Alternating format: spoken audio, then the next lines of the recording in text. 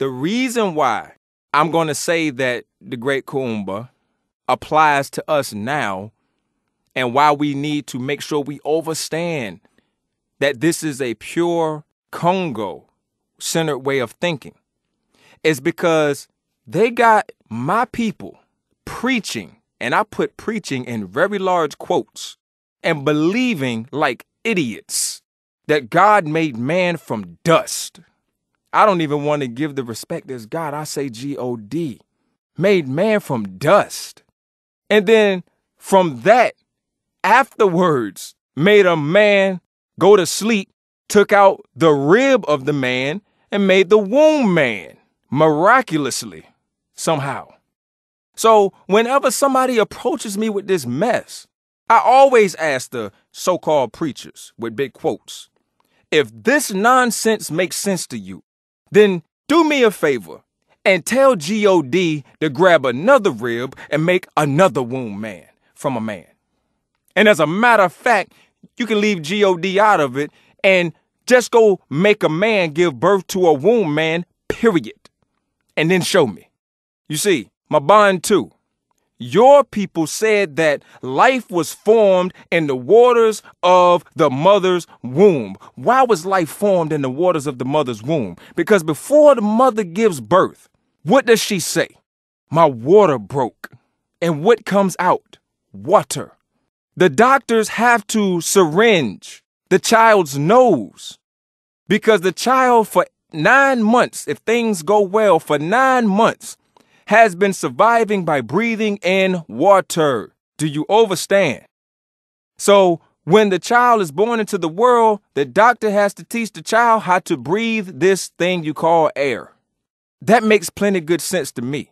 And I know it makes plenty good sense to you. But see, when you go to the doctor and you see all of these nice fancy degrees up on the wall and these shiny picture frames, and you sit in front of the oak wood desk with the gold nameplate of the doctor up there, with the word doctor or the initials DR clearly in front of the name, MD behind the name, and they tell you when you come back during your 3rd trimester, they will ask you if your water had broken. And when you come back in your 3rd trimester, they ask you, did your water break? Because that will indicate the coming of your child. If it's coming from that doctor with all of these fancy names, degrees, and titles, it sounds educated. Sounds like the doctor knows what they're talking about.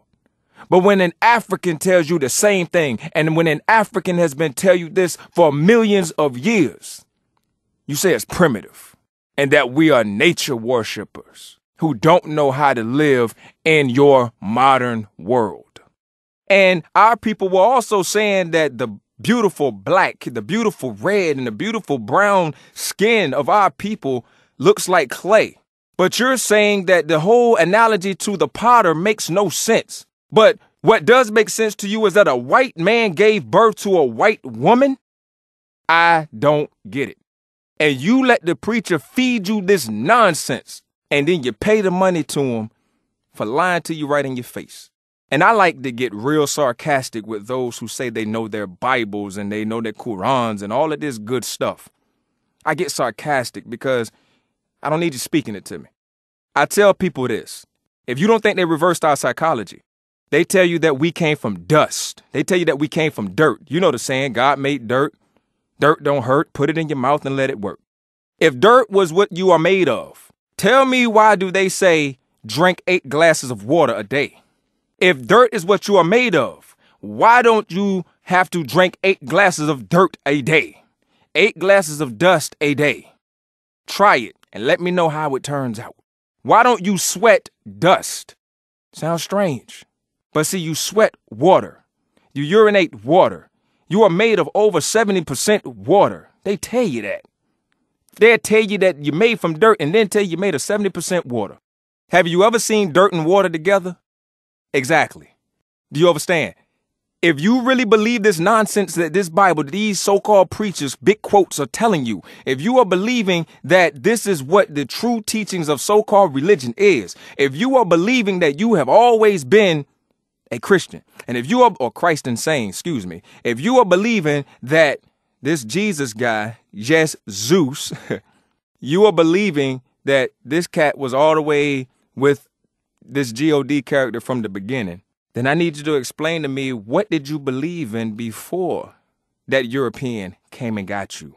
Before the Arab turned you into a Moor, Muslim. They knew that you worshiped the greatness of the woman, that life was important. They knew that the black, red, and brown skin represented the colors of clay on the earth, because all the earth is created of the color of us. And then they switched it around on you.